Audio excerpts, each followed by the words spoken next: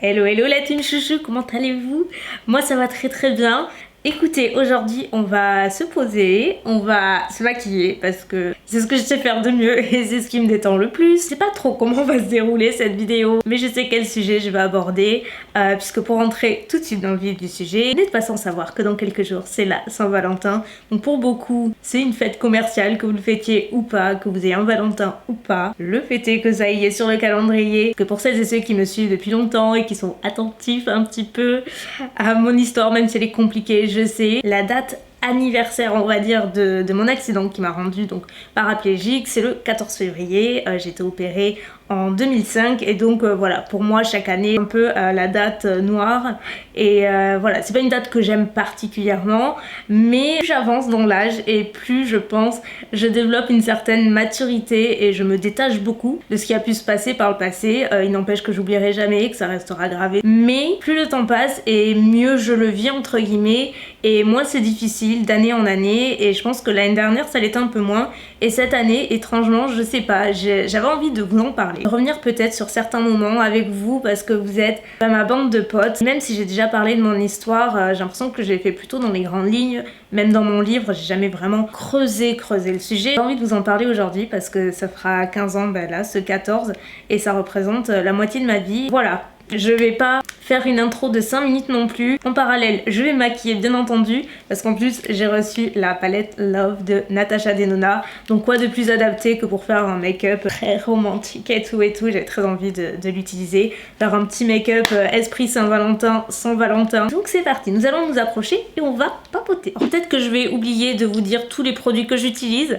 Si c'est le cas, vous inquiétez pas, vous retrouverez tout en barre d'infos parce que une fois que je suis partie dans mon récit, j'en oublie tout le reste, mais on va rester sur un plan comme ça parce que si je fais que les yeux et que vous me voyez pas parler ça va être chelou. Donc là j'applique ma base P. Louise et nous allons commencer, sachant que je sais à peu près où c'est que je veux commencer, mais pour m'aiguiller un petit peu et surtout pour vous impliquer d'une certaine façon, je vous ai demandé Insta Story si vous aviez des questions voilà, auxquelles j'avais pas répondu jusqu'à maintenant, ou des choses à creuser et tout. Vous avez été très nombreuses à poser plein de questions. Donc pour celles et ceux qui arrivent sur la chaîne ou qui sont pas trop familières avec mon histoire, je m'appelle Elsa et je suis paraplégique suite à une arthrodèse, donc qui est une intervention chirurgicale réalisée donc sur une scoliose. Donc c'était il y a 15 ans pratiquement maintenant, mais je suis depuis en fauteuil roulant, j'ai jamais récupéré ma mobilité et c'est ce qui fait un petit peu ma particularité. Je prends la première question parce que parfait pour lancer le sujet. Il y a une chose que je ne comprends pas, tu n'as pas pu finir paraplégique sans qu'il ne touche la moelle épinière.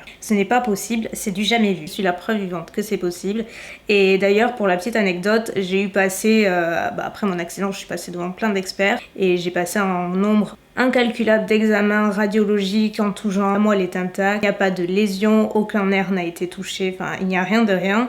Et une fois j'avais passé un scanner il me semble, et le médecin m'avait dit: vous êtes sûr que vous êtes paraplégique? En plus à l'époque j'étais hyper sensible à la moindre réflexion, je crois que j'avais dit: mais vous croyez que je fais exprès? C'est pas le genre de truc que t'as envie d'inventer. Il m'avait dit: non mais je ne vois rien en fait qui peut expliquer votre paraplégie. La vérité c'est qu'elle est là et que ça arrive. Alors moi la seule explication que j'ai eue quand j'ai eu mon accident, c'est que la moelle épinière n'avait pas été touchée mais avait souffert. Et c'est tout ce que je peux vous dire parce qu'à ce jour, donc 15 ans plus tard, je n'en sais pas vraiment plus. Et je dirais que c'est ça, c'est une des choses les plus frustrantes en fait dans mon histoire. C'est que je pense que j'aurais accepté entre guillemets peut-être plus vite, peut-être, je sais pas, je l'aurais mieux accepté si la moelle avait été touchée ou s'il y avait eu une vraie lésion qu'on pourrait voir et qui pourrait être expliquée. Et là en fait j'ai vécu des années avec l'espoir de me dire: mais ça va revenir, en fait ton cas il est tellement unique que tu peux pas finir comme ça et tout, ça va revenir. Surtout le plus dur en fait c'était de voir des personnes ayant eu des gros traumatismes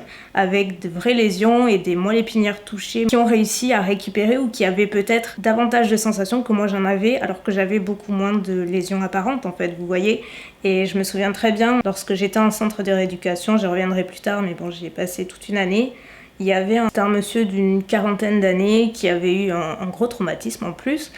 Suite à un accident de la route, il était paralysé. Et en fait, je m'étais rendue en salle de kiné, c'était des salles communes où tout le monde travaillait. Et en fait, ce monsieur-là a commencé à récupérer et à faire des petits pas ou tout du moins à se tenir debout devant moi et moi je me suis dit, et je sais que tout le monde était hyper content et que ça paraît égoïste et comme ça, mais en fait sur le moment j'ai tellement jalousé, j'ai tellement envié et là je me suis dit mais c'est tellement injuste parce qu'en fait toi t'as rien, ta moelle épinière n'a pas été touchée et t'es incapable de sentir quoi que ce soit, de bouger le moindre orteil. Ouais, c'était dur, c'était vraiment dur et vous voyez, je m'en rappelle mais comme si c'était hier. Donc pour te répondre, c'est possible. En fait, il y a tellement de choses dans la vie qu'on peut pas expliquer, tout n'est pas scientifiquement logique. D'ailleurs, il y a une série sur Netflix que j'adore, que j'ai terminée, qui s'appelle Diagnosis, je crois, qui est avec des énigmes médicales qui sont partout dans le monde, des cas que personne n'arrive à résoudre et c'est trop intéressant et c'est là qu'on se rend compte mais il y a tellement de cas rares qu'on ne peut pas expliquer. Julie me demande est-ce que tu sais à quoi est dû le fait que ton opération du dos n'ait pas fonctionné.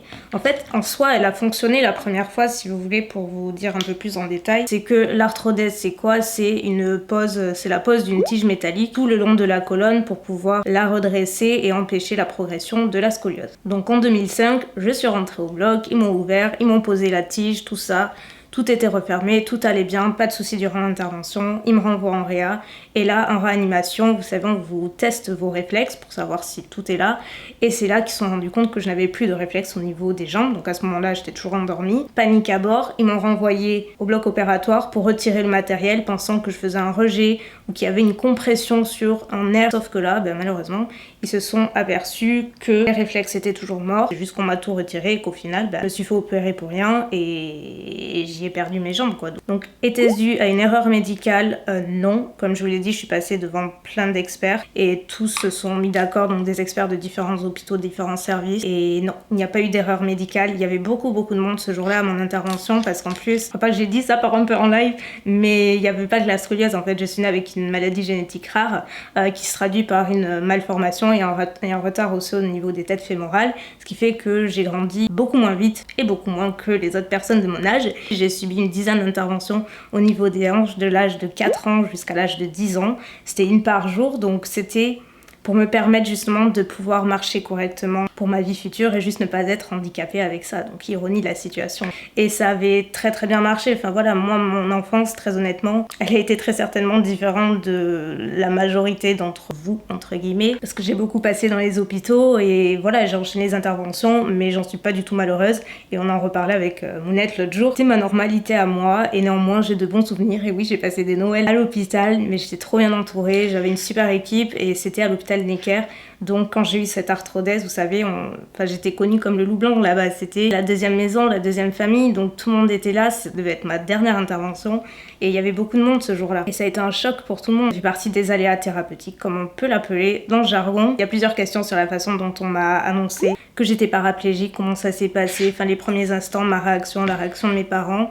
J'avais mes deux parents ce jour-là avec moi. J'aurais dit ça à Saint-Valentin, profitez de votre journée, je vais me faire opérer, normal, tranquille, on a l'habitude, fêtez-le comme d'habitude. Je l'ai pas dit, mais je venais de faire 14 ans, donc bon, j'étais jeune. Je sais plus c'est que j'en suis dans mon make-up, ça commence bien. Donc, la façon dont on me l'a annoncé, pareil, ça reste un petit peu gravé à vie. Je me réveille, je suis dans mon lit d'hôpital, dans ma chambre. Il y a mes parents dans la chambre. Je sens pas mes jambes et j'arrive pas à les bouger. C'est comme de la pierre en fait. C'est très bizarre comme sensation. Et pour vous dire, sur le moment, c'est moi-même en fait qui me rassure et rassure tout le monde. Je dis c'est normal, attends, avec l'anesthésie que j'ai eue, il y a de quoi être engourdi. Enfin, ça va revenir quoi. C'est pas ma première intervention. Ma mère me dit mais le chirurgien arrive, il va t'expliquer. Je saurais pas vous l'expliquer, mais l'ambiance est pesante. À ce moment-là, le chirurgien arrive. Pareil, vraiment une tête d'enterrement, enfin il est tout blanc, je vois qu'il est pareil, pas comme d'habitude. Et la première chose qu'il me dit, c'est Elsa, il y a eu un problème durant l'intervention. Tu es paralysée. Et là, moi à ce moment-là, je me dis mais qu'est-ce qu'il me dit quoi? C'est pas possible. Je dis non, je suis engourdie à cause de l'anesthésie. Il me dit non, c'est pas l'anesthésie. Dans le moment, en fait, il y a comme un spasme au niveau de mon pied, je sais plus le droit, le gauche, peu importe. Il y a un spasme. Et là, je regarde, je dis mais regardez, ça revient. Ça bouge. Je sens pas, mais il bouge. C'est bon, c'est pas mort. Et là, il me regarde, il me dit en fait, Elsa, ça confirme juste la paralysie. C'est de la spasticité que tu as, c'est lié à la paraplégie. C'est un phénomène qui est normal. Et je sais pas, en fait, je l'ai cru sans le croire. Je suis partie dans une phase de déni total. Pendant des jours et des jours, je suis restée dans mon optique de c'est l'anesthésie, ça va revenir. Autre question qui est revenue très souvent, est-ce qu'un jour tu pourras récupérer une partie de ta mobilité? En tout cas, je t'admire. Merci. Plusieurs jours après l'intervention, Je passais ma vie à poser des questions, vous vous en doutez. J'avais demandé, quand je commençais vraiment à prendre conscience qu'effectivement c'était sérieux, j'avais demandé si ça allait revenir et je me souviens très bien que mon chirurgien m'avait dit que vu le caractère hyper rare et énigmatique de mon cas, eux-mêmes ne savaient pas se prononcer, mais qu'ils se laissaient un an. Si je pouvais récupérer dans l'année, c'était pas impossible, mais qu'au-delà d'un an, les chances était bien moindre, voire quasi inexistante. Donc en gros, je me suis fixé cette fenêtre de 1 an où je me suis dit toutes tes chances de remarcher en 1 an. Et ça a été horrible quoi. Parce que je pensais qu'à ça et j'ai mis beaucoup de temps à l'accepter. Vous l'avez compris, c'est jamais revenu. Et là, à l'heure d'aujourd'hui, j'ai absolument aucune chance, c'est sûr. Enfin vraiment, je me penche même pas dessus, j'y pense même pas. La toute première sensation ou émotion que tu as eue quand tu t'es rendu compte que tu ne pouvais plus marcher, mais le sentiment que j'ai eu pour moi, ça a été l'injustice. La plus totale. Je me suis dit, mais tu as passé toute ta vie à te battre, enchaîner toutes ces interventions pour marcher et marcher, mais c'était ma vie, je savais que je venais de loin et que je me battais pour y arriver. Et enfin, je vous mettrai des photos si vous voulez, je marchais comme tout le monde. Et d'ailleurs, Mounette, elle rigole souvent en me disant que j'étais faite pour marcher, j'ai marché très très tôt. J'avais même pas 1 an quand j'ai fait mes premiers pas. Et j'ai été dégourdie pour tout du sort quand on enlève ça du jour au lendemain alors que ça a été genre la bataille de ta vie. Pour moi, ça a été juste une injustice. Je pense que vous en doutez. Autre question, est-ce que tu as pu être suivie psychologiquement pour intégrer tout ça ou comment as-tu fait? J'ai choisi cette question parce que justement, c'est un truc sur lequel je veux rebondir. Mais c'est vrai que ça fait peut-être 2 ans. L'idée me travaille un petit peu de vous en parler un peu plus parce que, en fait, je me dis ce qui m'est arrivé à moi dans ce cas-là, c'est forcément arrivé à d'autres et ça arrivera encore. Et peut-être que ma voix peut avoir un impact sur ça, j'en sais absolument rien, ou ça peut absolument rien changer. Vous vous doutez qu'après tout ça, et vu l'état dans lequel j'étais, on a voulu me coller dans des séances de psy à tire-larigot partout. Déjà que j'avais pas besoin de ça, mais de base, je suis pas quelqu'un qui s'exprime facilement sur ses états d'âme, quand ça va pas, non, je dis jamais. Donc je sais, c'est pas bien, mais bon, on est comme on est, et à l'époque, c'était pire. Et ce psychologue qu'on m'a conseillé de voir, c'était une des choses aussi qui a complètement aggravé mon état à tout niveau durant cette année-là, parce qu'il s'est passé beaucoup de choses. C'est dur de faire le code quiz et de parler, mais je vais pas vous parler en détail de cette mésaventure que j'ai pu avoir, qui a duré plusieurs mois, mais en fait c'est quelqu'un déjà qui n'était pas du tout professionnel, qui était pour moi un charlatan, m'a fait un lavage de cerveau total. Ma mère aussi nous a fait croire des choses et c'est quelqu'un qui m'a fait beaucoup de mal. En gros, qui m'a fait croire que j'allais remarcher parce qu'il pouvait réaliser des miracles. Enfin, c'est une histoire, je vous l'assure. Je l'ai pas raconté à grand monde et c'est pour ça que j'ai toujours eu beaucoup d'appréhension à l'idée d'en parler publiquement parce que c'est une histoire qui, même à l'heure actuelle, me fait un petit peu peur et personne nous a jamais vraiment cru. Je persiste, je signe, même avec tout le recul, ça s'est passé, ça aurait pu être dramatique, l'issue aurait pu être dramatique et malheureusement, des personnes comme ça, il en existe, ils profitent de la faiblesse des gens, de la détresse des gens, c'est assez horrible. Donc depuis, je n'ai jamais revu de psychologue. Alors je sais, il faut pas mettre tout le monde dans le même panier, bien heureusement. Une autre personne me demande si j'avais su ce qui se serait passé lors d'intervention, est-ce que je l'aurais fait? Non, bien sûr que non. Non, c'est sûr. D'ailleurs, ça rejoint une autre question que je retrouve plus mais que j'ai vu passer où la personne me demandait si j'avais été mise au courant des risques encourus pour l'opération au préalable. La vérité, oui et non. Comme je vous dis, c'était pas ma première. Je crois qu'à ce stade, c'était ma 12e intervention. Et vous savez, à chacune d'entre elles, avant de vous faire opérer, vous signez une décharge comme quoi vous comprenez les risques encourus, voilà, que le risque zéro n'existe pas. Dans la mesure où on a une anesthésie générale, vous savez, tout peut arriver. Enfin voilà, c'est une décharge classique. On y a droit à chaque intervention, peu importe la nature de l'intervention. Mes parents signent cette décharge parce que j'étais mineure. C'est un automatisme, c'est un réflexe, c'est comme ça, parce que si tu signes pas, tu te fais pas opérer. Il arrive un moment, tu lis plus en fait, tu regardes plus entre les lignes.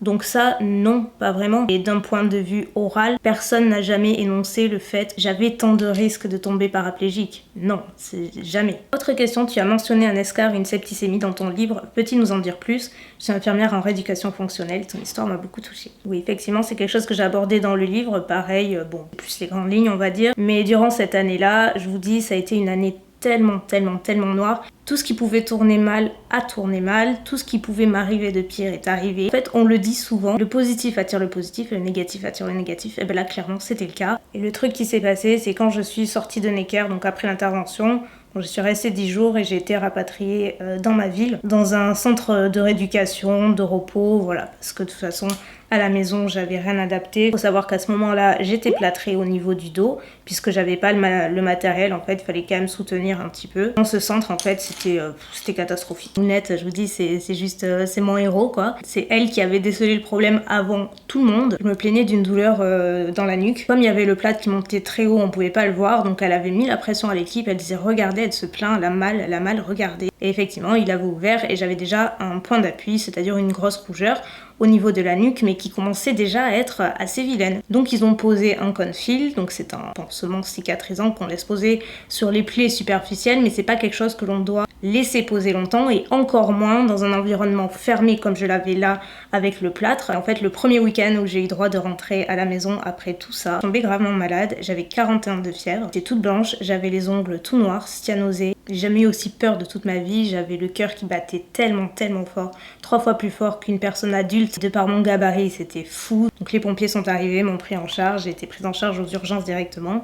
Et là en fait, le verdict est tombé, c'était une septicémie, donc c'est une infection du sang, un empoisonnement du sang. Tu as plus de chances d'en mourir que de t'en sortir, en gros, c'est excessivement grave. C'est ce qui s'est passé. Pourquoi? Parce qu'ils se sont souvenus que j'avais cette plaie, ce Confill. Derrière, ils l'ont ouvert aux urgences et là ça a été le pire souvenir de toute ma vie. Vraiment, si je vais en choisir 3, ce serait celui-ci à la première place. La plaie qui était superficielle une semaine plus tôt s'était transformée en escarre, c'est-à-dire que ça avait créé un trou, ça avait creusé et on voyait absolument tout. Je vous ai parlé des détails, mais vous en doutez, c'était abominable, c'était un film d'horreur à lui seul. La douleur, je n'ai jamais autant souffert de toute ma vie, ça a été atroce. Je me souviens très bien, le médecin des urgences avait dit à mes parents que eux-mêmes ne comprenaient pas comment je m'en étais sortie, comment j'étais toujours là. Vu tout ce que mon corps avait subi ces dernières heures, c'était un miracle, quoi. Mais à ce moment-là, je vous avoue que je m'en serais bien passée parce que ça a été des souffrances inimaginables. Ce qui a suivi, c'est que j'ai dû vivre avec cette escarre pendant plus de 8 mois et ça a été les plus longs mois de toute ma vie. Pas juste un bobo sur lequel on met de l'alcool et qu'on nettoie de temps en temps. C'est une plaie creusée en profondeur qu'il faut soigner tous les jours, même 2 fois par jour. Et je peux vous assurer que la douleur est inimaginable. J'ai tout essayé en matière d'anesthésie. Premier temps, j'avais le gaz hilarant. Après, j'ai eu, je sais plus comment ça s'appelle, mais on appelle ça aussi la drogue du violeur, mais bon, c'est pas le cas. Il l'utilisait dans les hôpitaux pour les soins très difficiles, pour vraiment qu'on soit dans un état second pour éviter de tout ressentir. Je l'ai eu aussi, mais en fait, au bout d'un moment, quand c'est tous les jours, ton corps ne répond plus. J'étais malade, je supportais plus. C'était atroce. En fait, j'ai tout fait pour soigner cet escarre. Il n'a jamais pu guérir de lui-même. Donc au bout de 8 mois, je suis repartie à Necker et ils m'ont fait une greffe pour pouvoir le refermer, en fait, chose qui aurait dû être fait bien plus tôt. Mais vous savez, le corps médical, ça peut vous aider comme ça peut vous enfoncer, parce que là, dans mon cas, tout le monde avait son mot à dire, tout le monde voulait essayer, genre j'étais le cobaye. Il y avait toujours des nouveaux pansements, des nouveaux produits, j'ai tout essayé. Au bout d'un moment, tu dis stop, c'est ce qui s'est passé. Donc une fois que j'ai eu la greffe, forcément, j'avais déjà plus les douleurs de l'escarre, quoi. Vous voyez, j'ai bien avancé les yeux, parce que sinon on y serait 3 jours supplémentaires. J'ai mis les fossiles au passage. Vous en cherchez des très jolis, naturels et pas chers. Les 814 de Ardell, ils sont trop bien. J'ai pris sur Amazon ou Biotibé aussi des fois. Je vais passer au fond de teint avant de reprendre les questions. Je vais utiliser le faux filter d'Huda Beauty et je vais rajouter quelques gouttes, comme d'habitude, du Rose Gold Elixir qui est le sérum Farsali pour le liquéfier un peu. Donc les questions, justement, il y en a pas mal autour de la rééducation, savoir ce que j'ai fait un petit peu, si j'en fais toujours, là je mets douleur, est-ce que j'en ai, bref, des trucs comme ça. La rééducation, vous vous doutez qu'après l'intervention, j'en ai eu beaucoup.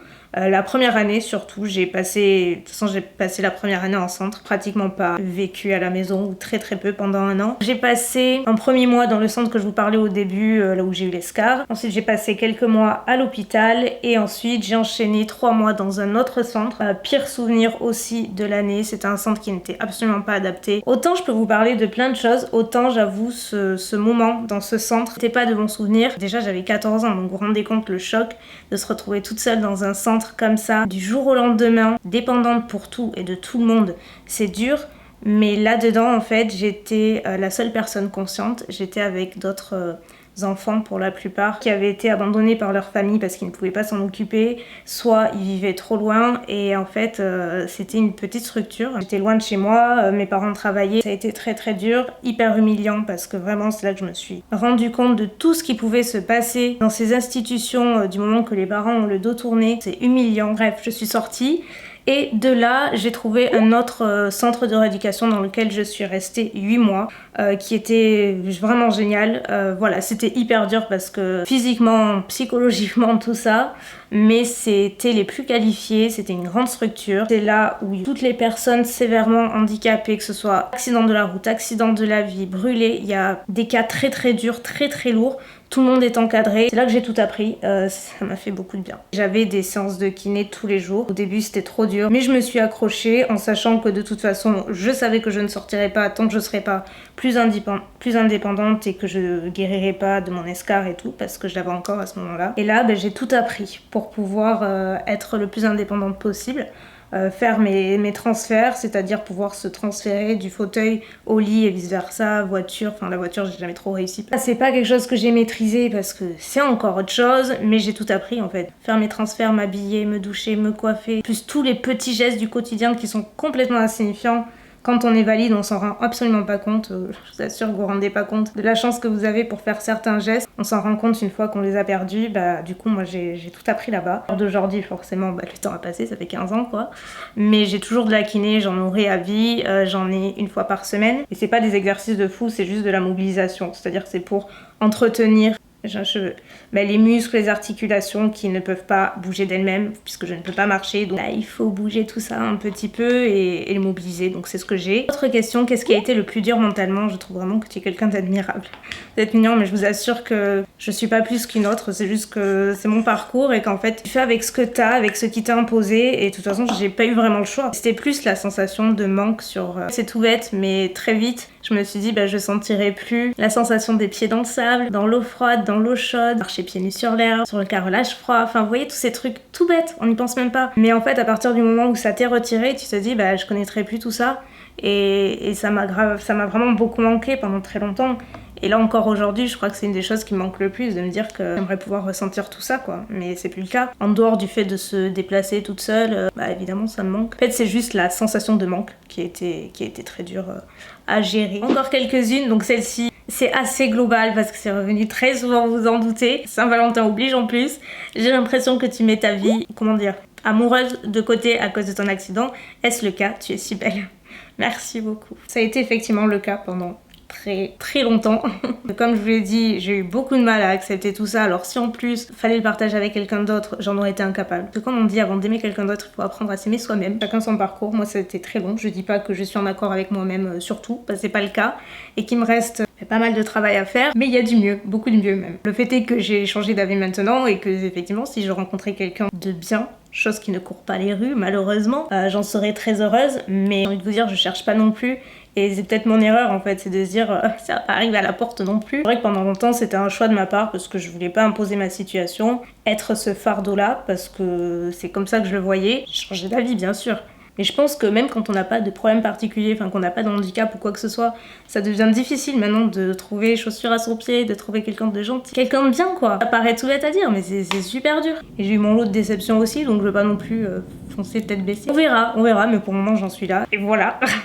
Donc pour le blush, je vais utiliser cette petite palette Natasha Denona aussi, regardez le packaging est somptueux et à l'intérieur vous avez blush, highlight. Tout est dans la lumière, elle est magnifique. Pour continuer avec les questions, on me demande si j'ai d'autres interventions de prévues. Non, pas du tout, alléluia. J'en ai combien? Attendez, 12, 13... 14... J'en ai eu 16 au total. Donc ouais, ce serait bien de s'arrêter au bout d'un moment et là oui, j'ai plus rien de prévu. Alléluia quoi. Sachant que oui, j'avais pas reparlé dans la vidéo, je suis refaite opérer d'une deuxième et dernière arthrodèse en 2014 ou 2015, je sais plus exactement. Donc là maintenant, à l'heure d'aujourd'hui, j'ai le matériel, du coup j'en ai plus besoin, sauf si ça casse d'ici là, et je vous avoue que ça c'est ma hantise numéro 1, mais vraiment. Donc on va éviter d'en parler. Par contre le blush, mais il est magnifique, il est trop beau. Autre très bonne question. Dans ton récap de l'année, tu as montré une photo debout. Et effectivement, je vous la mets juste à l'écran là. C'est bien moi, debout. Parce que j'ai pour projet d'acquérir ce qu'on appelle une table de verticalisation.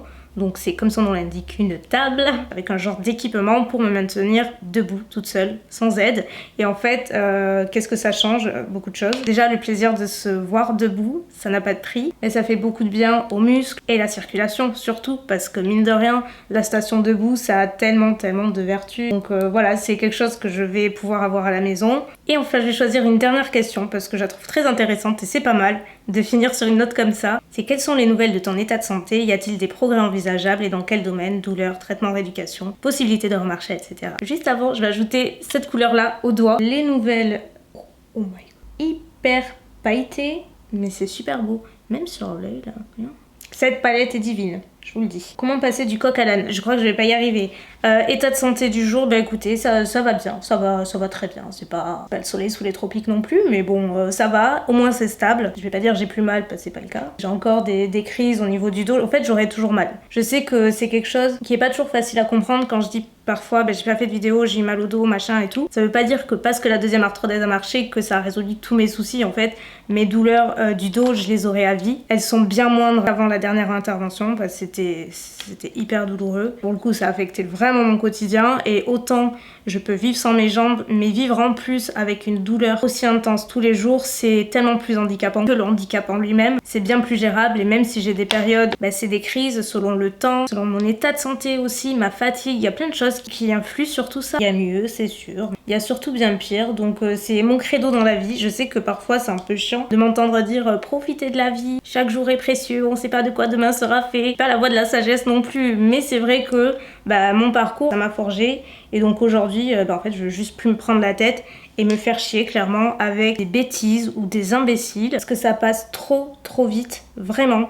Moi, quand je me dis que bah, ça fait... Ah, dans quelques jours, ça va faire 15 ans que je suis comme ça, bah, ça me fout quand même un coup. Bah, je me dis, 15 ans, c'est tellement énorme. Et je me rappelle parfaitement, ça rebondira sur la question. J'avais demandé à mon chirurgien qui, à l'époque, travaillait aussi dans la recherche, s'il avait une estimation approximative sur les progrès de la médecine en général pour mon cas à moi, personnellement. Je vous dis, ça date de peut-être 12 ans, quelque chose comme ça. Et il m'avait dit, Elsa, ça avance. On aura de vrais résultats d'ici 25-30 ans. Vous voyez, ça fait 15 ans que je suis comme ça. Et à ce moment-là, je me rappelle, je m'étais dit, mais je serais déjà peut-être plus là parce que bon à l'époque voilà, encore une fois Elsa la dépressive, mais surtout je m'étais dit c'est tellement loin quoi, je vais jamais le voir arriver, je vais jamais en profiter. Et maintenant avec le recul je me dis bah 15 ans s'est écoulé et je les ai pas vus passer, mais pas du tout. J'ai envie de te dire que bah, j'espère que les progrès se font de jour en jour et que peut-être un jour je vous dirai peut-être une chance d'être appareillée, de faire quelques pas, je sais pas. En fait c'est pas impossible, c'est sûr. Je sais qu'il existe déjà des exosquelettes. Je m'étais renseignée, bon c'est un peu compliqué pour moi et c'est pas trop envisageable. Je préfère vivre au jour le jour et me dire bah non en fait je remarcherai pas et peut-être avoir une surprise un jour, je sais pas. Je sais que ça me brise plus le cœur d'en parler et rien que ça c'est un progrès. Donc là non, à l'heure actuelle et de moi-même, non, je ne remarcherai pas. Je crois que ça conclut officiellement la vidéo make-up la plus longue de l'histoire de ma chaîne. Je suis désolée, mais pas vraiment, parce que c'est vraiment... ça fait beaucoup de vraiment. Je disais, j'avais très envie aujourd'hui de revenir 15 ans en arrière et voilà, creuser un petit peu les sujets que j'avais pas vraiment abordés avec vous. Le moment s'y prêtait, donc voilà, j'espère que vous aurez quand même passé un bon moment en ma compagnie. Peut-être vous maquiller avec moi, je sais pas. En tout cas, laissez-moi vous dire que les palettes Natasha Denona, autant l'une que l'autre, c'est de la bombe, elles sont magnifiques. La palette teint, j'adore le résultat, les yeux aussi, elle est très jolie. Quand je vous dis que je suis reconnaissante de vous avoir dans ma vie, croyez-moi, je dis pas ça pour vous faire plaisir, c'est que c'est vraiment vrai. Et continuer à pouvoir le faire avec autant de passion, bah, c'est ce que je me souhaite pendant encore un petit moment, vous voyez, le plus possible. S'il vous plaît, par pitié, profitez, parce qu'on est que de passage et c'est bête d'avoir des regrets et de se dire bah, si j'avais su, parce que moi la première, si j'avais su, bah, je referais le monde, mais c'est pas le cas. Merci mille fois d'avoir regardé cette vidéo et d'être resté jusque là, vous méritez la médaille de diamant, carrément. Je vous fais de gros bisous et je vous dis à très bientôt. Et merci beaucoup.